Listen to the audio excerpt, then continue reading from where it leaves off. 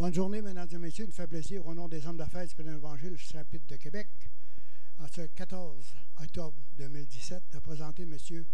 Harold Savard, directement de Laurier Station. Merci.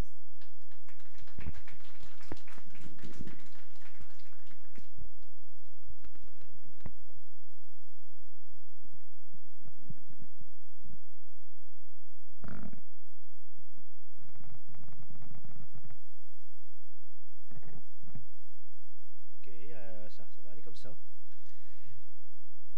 Oui.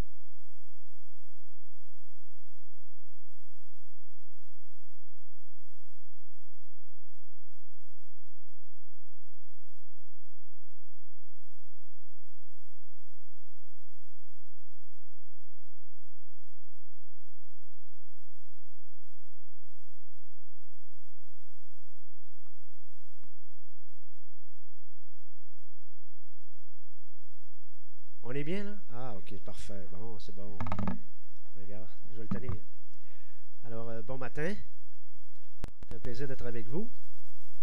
Et j'ai un petit PowerPoint avec moi. Ça fait que j'ai quelques photos, pas beaucoup. Mais j'aimerais commencer avec un verset dans l'Évangile de Luc. Vous allez le voir à l'écran. Car le Fils de l'homme est venu chercher et sauver ce qui était perdu. Et ça, c'est un peu mon histoire. Comment est-ce que le Seigneur Jésus est venu me chercher pour me sauver?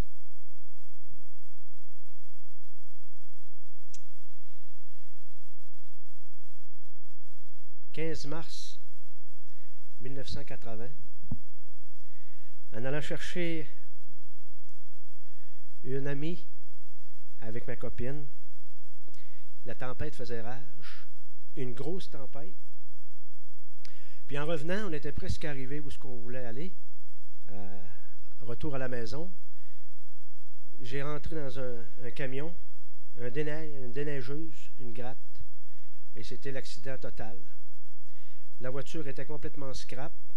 La gratte en avant, ça a tellement cogné fort que ça a cassé en avant. La gratte est revolée 50 pieds en arrière.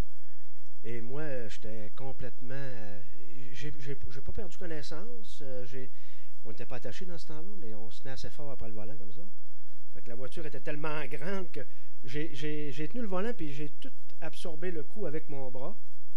Lynn qui était à côté de moi et son ami, les autres ils sont cognés après le tableau de bord. Ils ont perdu connaissance.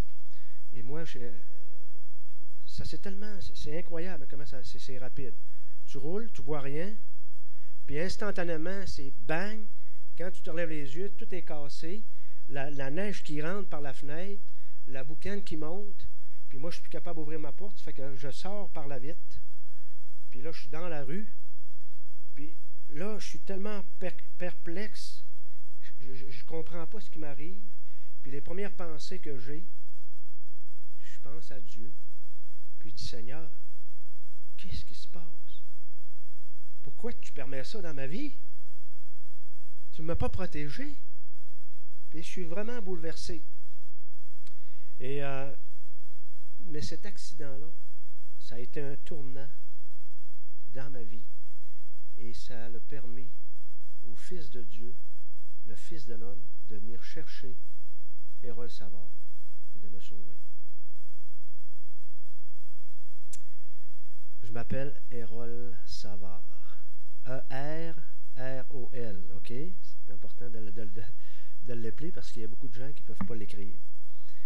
Et vous trouvez que c'est un nom rare, mais dans mon village, il y en avait 5. Et je suis natif de Saguenay, d'un petit village au nord de Chicoutimi, Saint-Ambroise. Il y en a qui connaissent cette place-là. Je suis le troisième d'une famille de 7 enfants. J'ai été éduqué dans une bonne famille traditionnelle, catholique, puis rien de spécial. À l'église, on allait le dimanche à l'église. Puis dans les jours de fête, comme Pâques, mais on y allait un petit peu plus. Puis on allait à la confesse, comme bon garçon. J'ai étudié jusqu'en secondaire 5. J'ai fini mon DEP en soudure. Je n'ai jamais travaillé en soudure, mais je l'ai fait quand même. Je l'ai réussi. OK, dans mon adolescence, j'étais un peu délinquant, un peu de pot, puis de la bière les fins de semaine. C'était très populaire. Je me rappelle déjà à 15 ans, là, je veux dire, les fins de semaine, j'avais hâte au vendredi pour prendre un peu de bière. C'est pas croyable, hein? Puis se mettre chaud, là. Alors 15, 16, 17, 18, là, c'était déjà dans ma vie, ça. Puis vous dites, ah, c'était jeune, mais dans les petits villages, c'était commun. Puis il y avait beaucoup de mes amis qu'eux autres, même leur père était alcoolique. C'était pas rare, là. Ça fait que ça se transmet de père en fils, il faut croire. Puis c'est une vie de village, ça ressemble à une vie de village. Ceux qui ont connu des villages, si je l'ai, je vais-tu tomber, non? Mais c'est à 18 ans que ça a commencé réellement, que j'ai commencé à avoir un intérêt pour les choses spirituelles. Parce qu'avant ça, OK, l'Église, mais de 15 à 18 ans, là, j'avais comme mis ça de côté, mais à 18 ans, j'ai commencé à m'intéresser. Mais pourquoi? Parce que j'avais un de mes amis qui était un peu plus vieux, et lui, il cherchait, et il s'était intéressé à l'ésotérisme, les religions hindouistes, puis le bouddhisme. Puis entre autres, on lisait des livres. Fait que lui, il me nourrissait de livres. Et un livre qui m'a vraiment frappé, c'était La vie des maîtres. Alors j'avais lu ça, ce livre-là. Puis pourquoi ça m'a intéressé beaucoup? Parce qu'il parle même de Jésus là-dedans. Alors je me suis dit, hein? Pas si pire que ça, il parle de Jésus. Ça m'a comme donné une confiance au livre. Mais vous savez, cette philosophie des maîtres, c'est des hommes qu'à force de réincarnation, ils ont réussi à atteindre le 7e niveau. Parce que le karma, c'est que tu ressuscites. Tu réincarnes complètement différent jusqu'à ce que tu atteignes un sommet, un niveau qui est le 7e niveau. Puis là, quand tu as atteint ce niveau-là, ben tu es presque t'es indestructible. Tu as une puissance incroyable. Et les maîtres passaient à travers le feu, ils pouvaient faire apparaître de la nourriture. Puis moi, je lisais ça, je me nourrissais de ça. Alors, voyez-vous le lien avec Jésus. Mais ce n'est pas du tout ce que la Bible enseigne. En passant, là, c'est complètement différent. Alors, mon ami, il me nourrissait de ces livres-là. Puis moi, je les lisais, tu sais. Jusqu'au jour où il m'a amené un nouveau livre. Il dit, Erol, il dit, tu sais, hein, il dit, tous les livres que je t'ai présentés, là, il dit, ça ne vaut pas grand-chose. Hein? Non. Il dit, c'est pas fiable. Il dit, il y a qu'un livre que tu peux te fier. Puis là, il me présente la Bible. Petite Bible, un Nouveau Testament. Oh, ouais. Oui, il dit ça, si tu lis ça, tu ne peux pas te tromper. Savez-vous qu'est-ce que j'ai fait? J'ai fait confiance.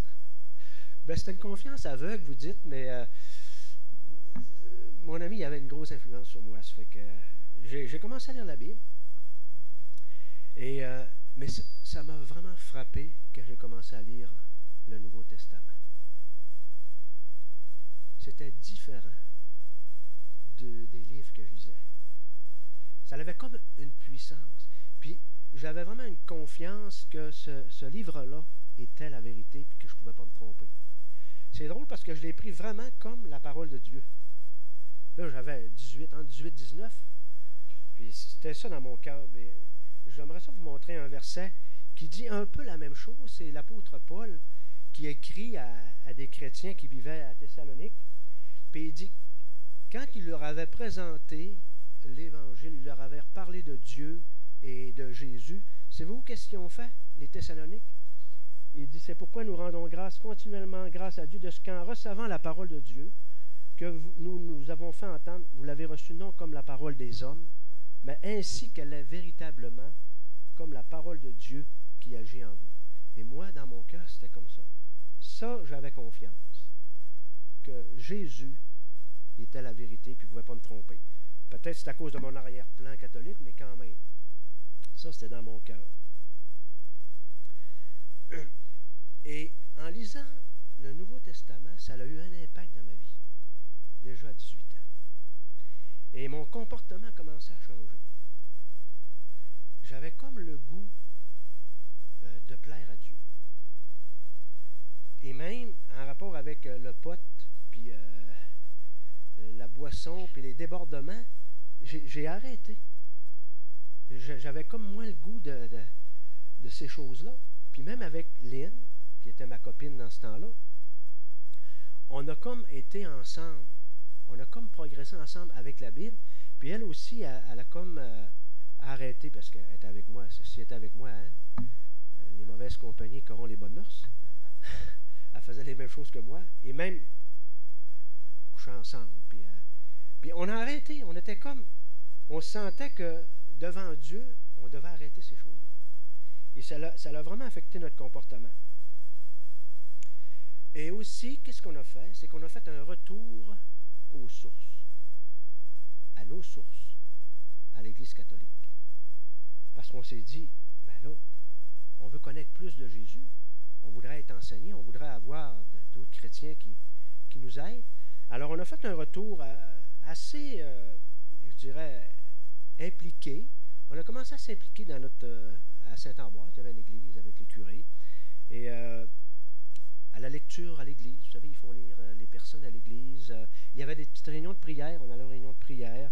Il y avait des fins de semaine des fois pour les jeunes.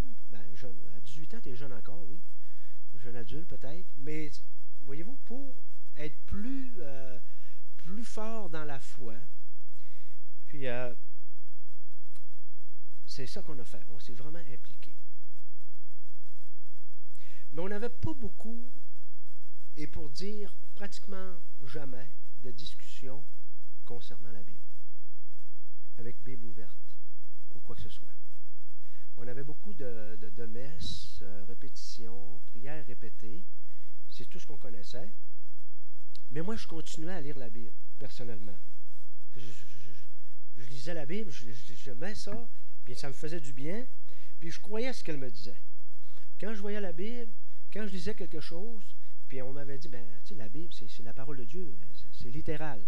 C'est sûr, quand Jésus dit, je suis une porte, je comprenais bien qu'il n'était pas une porte, littéralement, qu'il parlait en image.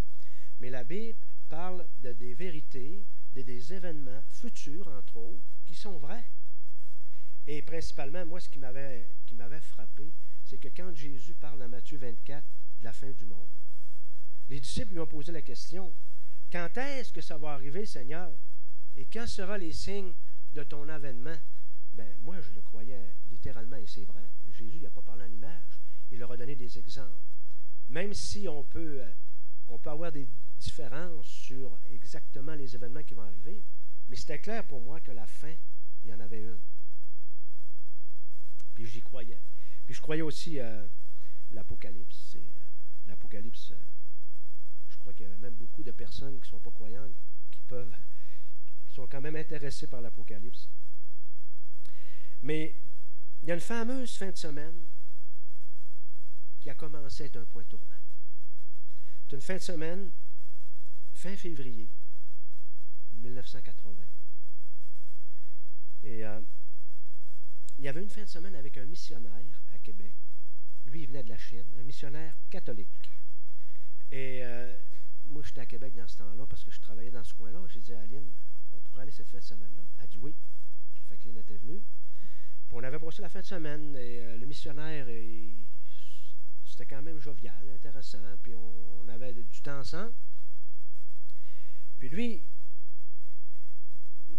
il ne partait pas tout de suite en Chine, il ne retournait pas tout de suite. Enfin, il m'avait invité la semaine d'après. Il dit, Hérol, j'aimerais ça, on pourrait aller à une cabane à sucre. Il dit, je t'invite.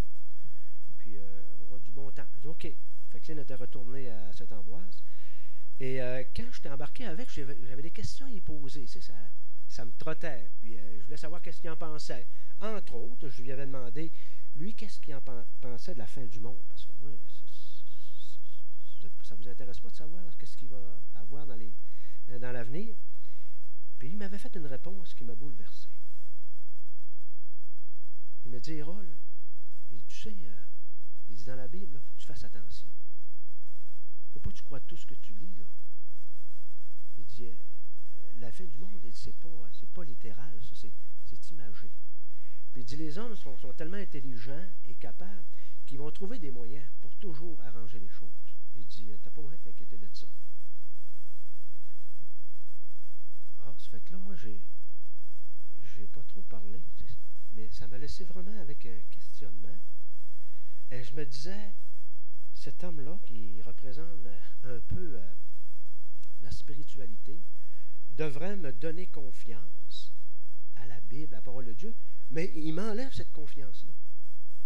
Et mon chum, lui, qui est un gars de rien, il me dit, c'est le seul livre, tu ne peux pas te tromper, c'est la vérité.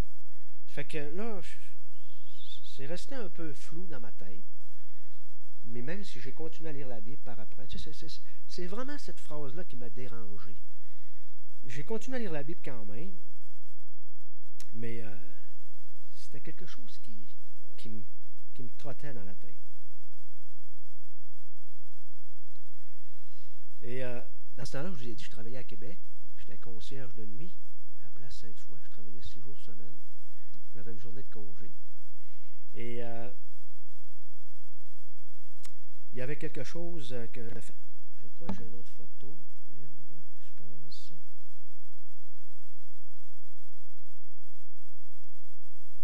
Non, c'est pas ça. OK. Non, c'est correct. Je n'ai pas besoin de le montrer. Je pensais que je l'avais mis. Parce que je voulais vous montrer l'auto avant qu'elle soit scrap. C'est un Chevrolet Impala. OK? 1974. Pourquoi je vous montre ça? Parce que moi, je travaillais à Québec, à Place Sainte-Foy, et je demeurais hors Saint-Ville, qui est Charlebourg maintenant, et je devais faire 1h30 d'autobus pour me rendre au travail, 1h30 pour revenir. Alors, c'est 3 heures de route, ça, là, à part le travail. Mais là, le mononcle à Lynn, lui, il avait changé sa voiture, puis il m'avait vendu sa belle voiture, 1974, Chevrolet Impala, 72 000 milles, c'était des 1000 milles à ce temps-là. Hey, là, j'étais en voiture. Savez-vous combien ça me prenait de temps pour aller travailler? 15 minutes. Hey. Je l'avais acheté, je ne me rappelle plus trop. En tout cas, je l'ai acheté peut-être le lundi ou mardi. Puis le vendredi, quand j'ai fini de travailler, j'ai descendu, j'ai dit, je vais aller voir ma blonde. C'est une belle voiture. Mais c'était au mois de mars. Et souvent, le mois de mars, il y a des tempêtes. Hein? Mais moi, tempête. C'était un bulldozer, ça, un Chevrolet Impala. Alors, aussitôt que j'ai eu terminé, j'embarque dans mon Chevrolet. Puis là, je monte à Saint-Ambroise, traverse le parc des Laurentides, là, de la neige. Ça roulait, cette affaire-là. C'était incroyable. Et je me rends à Saint-Ambroise. Là, j'étais content. Et là, il y avait le frère de Lynn, mon épouse. Sa blonde, à lui, elle demeurait un peu plus loin, un petit village bégin qui est à 15 minutes de chez nous, de Saint-Ambroise. Puis lui, ben, il voulait bien voir sa blonde en fin de semaine, mais là, il dit, moi, je voudrais bien la chercher, mais il dit, regarde la tempête. Et lui, il y avait un beau Honda Civic, voyez-vous. Alors, il est là. Il était vraiment comme ça, la même couleur. Ben, on peut dire quasiment, hein, c'est un suppositoire comparé à mon Chevrolet. Puis je lui ai dit, pas de problème, je vais aller la chercher, ta blonde. Et là, Lynn décide d'embarquer avec moi. Elle dit, moi, je te laisse pas aller, j'y vais avec toi. Je dis, embarque, pas de problème. Ça fait que là, on s'en va, on monte à Bégin. En revenant, on était à peu près 2-3 minutes de la maison. Et là, on devait passer dans un bout de droit où là, la neige, c'était la rafale. Les falaises étaient hautes. Fait que là, on ne voyait rien. Mais moi, voyez-vous, je suis quand même... la neige, même si c'est un Chevrolet Impala, tu peux rester pris dans la neige. Fait que je ne voulais pas rouler trop lentement. Je devais rouler 50 km/h peut-être. Tu sais. Puis je me tenais un peu dans le centre parce que je ne voulais pas être pris dans une lame de neige. Puis la gratte, quand elle est arrivée, ben elle gratte, là, tu sais. On ne peut pas penser qu'il y a un char là. Mais je vous le dis, là, je l'ai entrevu, puis j'étais sûr que j'allais être capable d'éviter parce que j'étais pour donner un coup de roue. Mais quand j'ai fait, ça a fait. Et là, Lynn, l'autre diapo que je vous ai déjà montré, mais que je vous remontre encore, l'accident. Et je vous le dis, là, la voiture, un amas de ferraille. Vous voyez le toit, même, il était courbé, imaginez, là. La roue en avant était presque rendue. Et moi, j'ai absolument rien eu, à part mal d'une épaule, là, mais Lynn n'avait pas eu grand-chose non plus. Elle avait perdu connaissance, notre ami aussi, mais fracture au sternum quand même. Mais alors, imaginez, là, l'Aérol qui a commencé à lire la Bible, à s'intéresser à Dieu, il avait comme mis de l'ordre dans sa vie. Puis moi, sérieusement, là, j'étais convaincu, puis je ne me fiais pas tellement à la voiture, mais j'étais convaincu que le Dieu de l'éternité, le grand Dieu, j'y croyais, là, qui me protégeait. Mais est-ce que Dieu nous protège? Oui, mais il a détruit mon char. Je suis quasiment mort. Voyez-vous comment c'était dans ma tête? L'incompréhension. Je me disais, mais je vous le dis, je me rappelle quand j'étais dans la route, là, puis j'étais sorti de la voiture. Pourquoi? Pourquoi tu as fait ça? Pensez-vous que Dieu m'a répondu du ciel? Il aurait fallu qu'il parle fort. Le vent était vraiment, ça sifflait, mais quand même, Dieu peut parler à travers la tempête, vous le savez. Hein? OK, alors là, c'est compliqué. Hein, ramasser, là, les polices sont. Le camion, ben moi, le camion, il y avait un CB, il a dit à son boss, ben, les polices sont venus, Régin, il sait c'est quoi. Mais les polices, eux autres, dans ce temps-là, ils ont dit, on fait quoi? Ben, j'ai dit, sortez-là de la voiture, ils vont geler le vent et tout. Ils m'ont demandé, ben, ils ont sorti de la voiture, puis ils nous ont embarqués dans le char de police. On est allé à la rencontre de l'ambulance, on est allé à l'hôpital, on a eu des examens, puis pour compte, j'avais seulement que l'épaule. Mais l'épaule, je l'ai senti seulement que 20 minutes après l'accident. Quand j'étais dans l'auto de police, là, moi, j'ai même monté dans le camion, puis je bougeais partout, mais quand j'arrivais dans le char de police, terminé. J'avais mal à l'épaule, j'ai dit, je suis cassé, je ne sais pas ce que j'ai là, mais je n'étais pas fracturé. Mais peu importe. On n'avait pas grand-chose. On est retourné à la maison vers la fin de l'après-midi, et le lendemain, je devais retourner au travail. J'ai pris l'autobus voyageur. Le dimanche soir à 11h, j'ai pris l'autobus de ville. 1h30 pour me rendre au travail. Comment je me sentais, moi? Est-ce que je me sentais protégé maintenant? J'avais-tu peur, là? Je me disais, si Dieu ne me protège plus, qu'est-ce qui peut m'arriver? C'est vraiment bizarre, le sentiment. Comme un sentiment de ta foi ou quoi, la foi de Dieu que tu crois, tu étais complètement bouleversé. Et ça n'a pas duré longtemps, le travail, parce qu'on était sur la fin de mars, puis la conciergerie, il fallait qu'ils mettent du monde mis à pied. Ils m'ont dit même le jeudi, on dit, Hérol, il y a un mois de travail, puis j'ai dit, pas de problème. Moi, je vais retourner au Saguenay. Ça faisait 6 mois que j'étais à Québec. Puis j'étais bouleversé pas mal. J'ai dit, je vais retourner chez moi, réfléchir un peu. Alors, j'ai fait mes bagages. J'ai pris l'autobus voyageur. Et là, que je rentre dans l'autobus, ben là, il faut que tu t'assoies. L'autobus est pratiquement plein. Ça fait que j'avance. Il y avait quelqu'un qui était assis tout seul. J'ai dit, je peux-tu m'asseoir avec vous? Il dit, oui, pas de problème. On s'assoit. Puis, ça faisait un petit bout qu'on avait roulé, près de 10 minutes. Il me demande qu'est-ce que je faisais. Puis, bon, j'étais concierge. Puis là, je me retourne à la maison. J'ai dit, vous faites quoi? Il dit, tu vas rire, hein? Parce qu'il était en train de lire une bande dessinée. Il dit, je suis pasteur évangélique. Hein? Ah, ben, j'ai une question pour vous. Ça donne bien, hein? J'ai dit, croyez-vous la fin du monde, vous? Ben, il dit, ben oui. Il dit, la Bible m'en parle. Ben, j'ai dit, moi ici, je crois. Là, c'était comme, oh. Et pendant tout le voyage, on a parlé de la parole de Dieu avec des versets. Et ça faisait comme, hein? C'est quelque chose qui était nouveau pour moi parce que parler avec un soi-disant représentant spirituel, mais qui croit à la Bible, puis qui me parle de Dieu, ça faisait de quoi à mon cœur? Puis même, il m'a dit, ça donne bien. Il dit, on a un film en fin de semaine, Armageddon. Ah, ben, regarde donc. Puis là, Armageddon, ça ne me disait rien, mais il me dit, c'est un film sur la fin du monde. Ça t'intéresserait-tu à venir? J'ai dit, ben oui. Je vais en parler à ma blonde. Puis quand je suis arrivé à la maison, je l'ai parlé avec Lynn, je l'ai contacté, puis on a organisé pour y aller. C'est sûr que ses parents, ils n'étaient pas trop friands de ça, eux autres. Ils ont dit, fais attention, c'est des protestants, ça.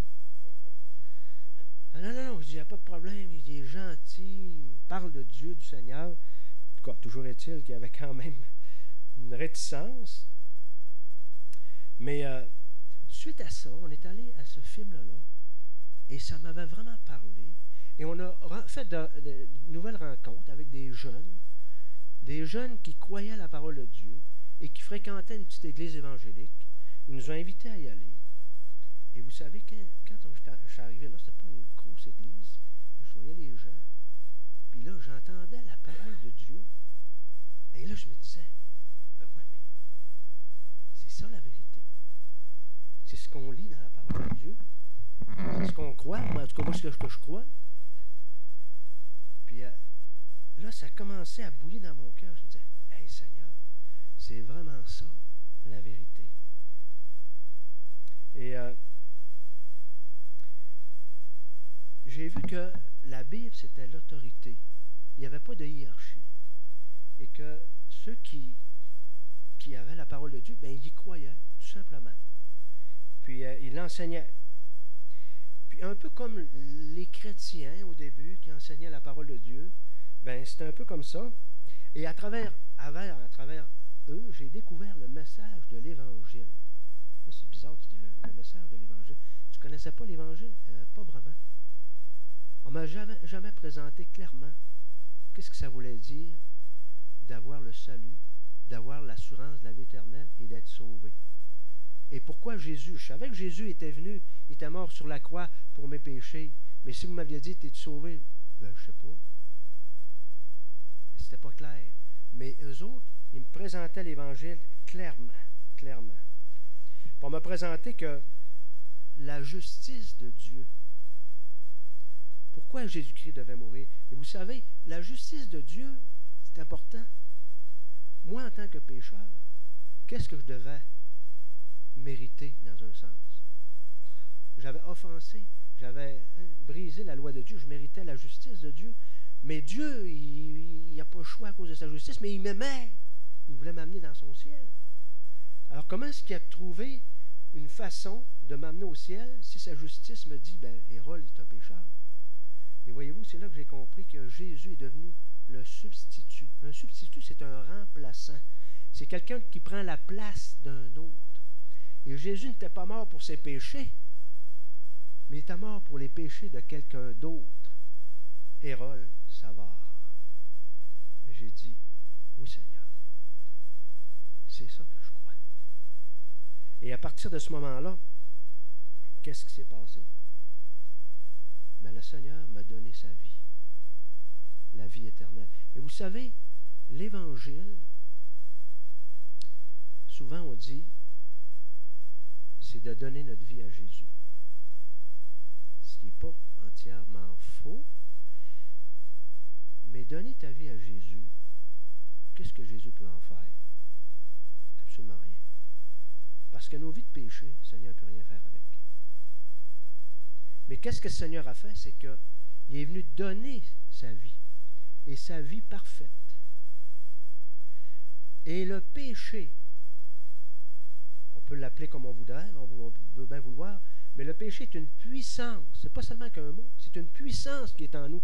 Et vous savez, les gens, pourquoi ils meurent? Parce que cette puissance-là, elle les amène dans la mort. Et le péché se développe. C'est comme un cancer qui grandit en nous. Mais Jésus, sa vie, quand elle pénètre dans un cœur, c'est la vie de Dieu, la vie de Jésus qui vient en nous. Et cette vie-là nous donne une puissance qu'on n'avait pas avant. C'est la puissance de Dieu. C'est la puissance même, on ne devient pas parfait, mais on a une puissance de vivre pour Dieu. Et c'est ça que Dieu nous donne. C'est ça que Dieu nous offre ce matin. Il nous offre sa vie. Si vous la prenez, ça va faire un changement dans votre vie. Et cette vie-là, la vie éternelle, ben, quand elle est en vous, elle va vous emmener à Dieu. C'est comme ça que Dieu nous a sauvés. Puis moi, j'avais jamais entendu ça, ce message-là, dans ma religion. Jamais. Et c'était vraiment une découverte pour moi. Et un changement total. Et j'ai compris que l'Évangile, ce n'est pas Jésus mort pour mes péchés, plus mes bonnes œuvres, puis je dois faire des choses. C'est ça que je pensais, moi. Je pensais que j'avais mis de l'ordre dans ma vie, que Dieu maintenant, il me devait des choses. Il devait me protéger. Ah, pas de même que ça marche. Mais Dieu voulait m'amener à lui et il voulait me sauver, parce qu'il y a un lui qui pouvait le faire. Mes bonnes œuvres, ça ne valait rien. Les bonnes œuvres, ça vaut quelque chose quand ils sont faites en Dieu et pour lui, mais pas pour nous emmener dans le ciel. Et ça, c'était vraiment un tournant dans ma vie. Avant que Régent monte son petit carton, je regarde mon heure, ça va bien. Et vous savez, la Bible est devenue très, très chère à mon cœur, encore plus. Parce que là, je me suis acheté une Bible complète. Je l'ai encore. Elle a du millage, mais là, j'en ai une autre, là. Mais ça, c'était une Bible qui était vraiment précieuse. Et là, j'ai continué à lire la Bible. Puis, ça a été tout un changement. Mais je me suis marié aussi avec Lynn, bien sûr. Mon épouse, ça fait 36 ans cette année. Hein? On a 3 garçons qui sont mariés. On a 7 petits-enfants. Cette semaine, on avait nos jumelles, parce que notre plus jeune, il y a 2 jumelles, avec une autre fille plus vieille, mais on a gardé les jumelles pour leur donner un break, puis là, on a eu du fun. Ah, c'est donc plaisant. Ah, c'est merveilleux. Ben, les enfants, c'est pas toujours merveilleux, là. T'sais, avec les parents, c'était... Mais avec les grands-parents, ça va bien. Mais, puis qu'est-ce que Dieu a fait? Dieu, il nous a permis de prendre une année sabbatique pour aller étudier la Bible. Et je l'ai fait en 91. 15 minutes, ça va bien avec le chant. Tu vas m'en finir avant ça, Régent. Alors, en 91, j'ai laissé mon travail pour une année. On est allé étudier en Californie, puis on a pris une année sabbatique. C'était une année vraiment spéciale. On a pu approfondir les vérités. Puis, en préparation un peu pour ce que le Seigneur avait en vue pour nous. Bon, on ne savait pas trop, mais quand même. Quand on est revenu en 92, j'ai retourné au travail. Je travaillais comme camionneur, mais dans l'excavation, plus dans aussi, j'ai les machineries, l'odeur, tout ça. Moi, j'aime bien les machineries, j'aime ça encore. Et en 95, j'ai quitté mon emploi parce que l'église où j'étais, ils ont dit, on croit que Dieu t'appelle à laisser ton travail et te consacrer entièrement pour, pas seulement avec l'Évangile, surtout dans nous, Lynn et moi, c'est dans la pastorale. L'enseignement aussi, je fais l'enseignement de la parole de Dieu, mais aussi avec la jeunesse, on est beaucoup près des jeunes. Alors c'est ça qu'on a fait. On a laissé notre travail, on était à Jonquière dans ce temps-là. En 2007, on est déménagé à Québec, Saint-Jean-Chrysostome. On a travaillé là, on était là 10 ans quand même. Et maintenant, ça fait 1 an qu'on est à Laurier Station. On a démarré, la Saint-Jean-Chrysostome, on a démarré une petite église là. C'est une église, moi j'avais un condominium, j'ai vendu ma maison, puis il y a une salle en haut du garage, puis on se réunit là. On peut être environ 50. On n'est pas encore 50, mais on espère de grossir. Alors, Jeanne qui vient avec nous, Alain là, Guylain. Alors, c'est vraiment intéressant. C'est comme c'est une église fille de Saint-Jean. C'est un témoignage, puis on veut que Lobinière puisse connaître l'Évangile. Et c'est ça qu'on fait en ce moment. Et aussi, entre autres, pour plus connaître, vous savez, des fois tu peux dire, moi, je suis dans le ministère à plein temps, pasteur. Aussitôt que tu dis ça, le monde il s'en va. Je me semblait que je voulais que tu restes pour que je te parle. Je me suis trouvé un petit travail qui était un peu connexe avec mon ancien métier. Je suis chauffeur d'autobus. Hein? Je fais 24 heures semaine. C'est à Issoudun. Puis ensuite, je peux avoir l'autobus chez moi. 24 heures. Ça fait que je pars à 7 heures, à 9 h moins quart, j'arrive. Puis je repars seulement qu'à 3 h moins quart. Alors, c'est vraiment sur mesure pour le travail que je veux faire puis le ministère. L'été, t'es en congé 2 mois. Puis les fêtes, puis les congés pédagogiques. Puis il n'y a plus d'école. Ça fait que, hein? Ils sont toujours en vacances. Alors, c'est ça un peu mon histoire. Et si je reviens avec ce diapo-là, cet accident-là, Dieu, à cette journée du 15 mars 1980, a arrêté ma course. Ça l'a arrêté. Et là, il y avait des questionnements dans ma tête. Il y avait un plan pour moi, le Seigneur, parce qu'il voulait que je puisse le connaître et connaître ce qu'il avait fait pour moi. Pensez-vous que Dieu, il ne vous connaît pas? Qu'il ne connaît pas votre cœur?